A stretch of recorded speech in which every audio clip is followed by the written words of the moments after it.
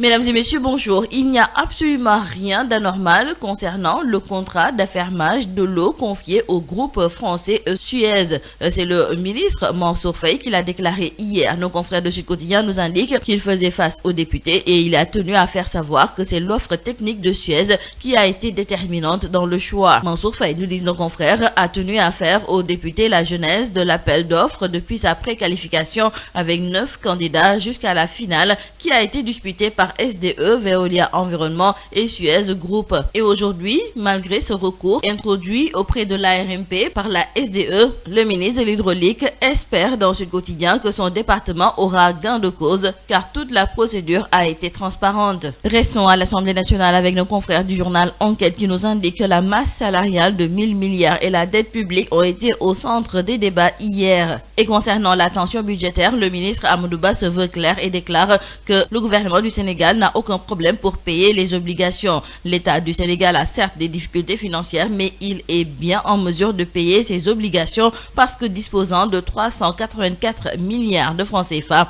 à la Banque mondiale. Donc, Amadou Ba refute toute idée d'impossibilité de l'État d'honorer ses engagements. Et toujours concernant cette tension budgétaire, l'argument servi par le régime en place pour la justifier, à savoir la hausse du baril du pétrole et de la valeur du dollar, ne tient pas la route, à en croire l'économiste Mounirou Ndiaye. L'enseignant-chercheur à l'université de Thiès était l'invité de l'émission Objection de la radio Sud FM et il estime que sans une maîtrise de la politique monétaire, cette instabilité existera toujours. Par conséquent, critiquant la politique économique de l'actuel régime à moins de 3 mois de la présidentielle, l'enseignant-chercheur pense qu'il y a lieu que les tenants du pouvoir changent de fusil d'épaule. Pour lui, il faudrait que le gouvernement ne nous serve plus ses arguments et prenne ses dispositions la prochaine fois en faisant des prévisions. Ne s'en limitant pas là, Mounirou Ndiaye a aussi fait quelques recommandations au micro de Bayomar Gueye. Selon lui, il y a des scénarios pessimistes, des scénarios de base et des scénarios optimistes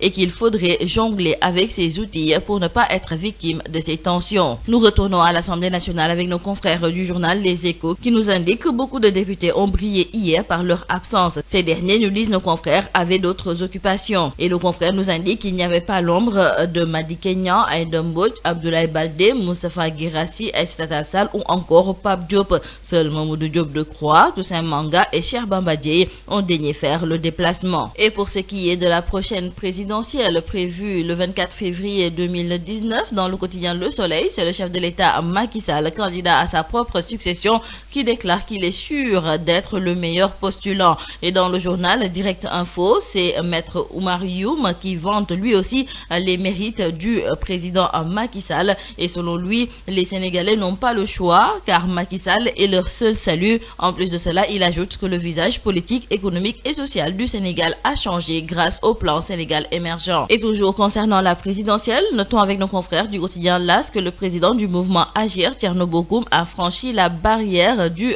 parrainage.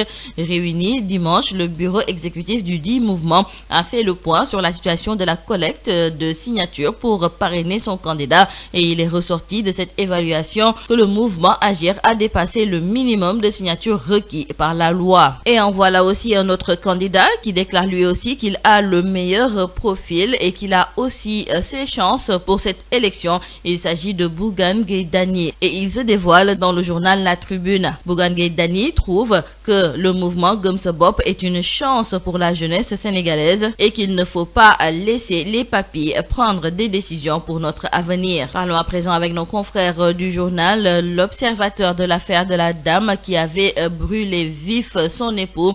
Nos confrères nous indiquent que cette dernière avait été atteinte vendredi dernier dans les locaux des Pandores de la brigade de recherche de Faidherbe, mais Aïda Mbacké a été provisoirement remise en liberté, souffrant de sérieuses brûlures au bras. Elle bénéficie de raisons médicales, mais devra déférer à toute réquisition des gendarmes. Et dans le journal Rewmi Quotidien, nos confrères nous indiquent que la série des drames conjugaux se poursuit, car une Sénégalaise a été tuée par son mari en Espagne. Cependant, nos confrères de Vox Populi nous informent que ce dernier a été arrêté à l'aéroport Malpensa avec un sauf-conduit alors qu'il tentait de rentrer sur Dakar. Terminons par le sport. Dans le quotidien Record, nos confrères reviennent sur la prolongation du contrat d'Aliou Cissé, mais la Fédération sénégalaise de foot se heurte au refus de Matar Ba. Nos confrères nous indique que le ministre des Sports propose un avenant arguant que le sélectionneur n'a pas encore atteint l'objectif qui lui est assigné, à savoir remporter la CAN Cameroun 2019. Dans le quotidien du sport Stade, nos confrères nous parlent du réveil fracassant de Diao Baldé Keita,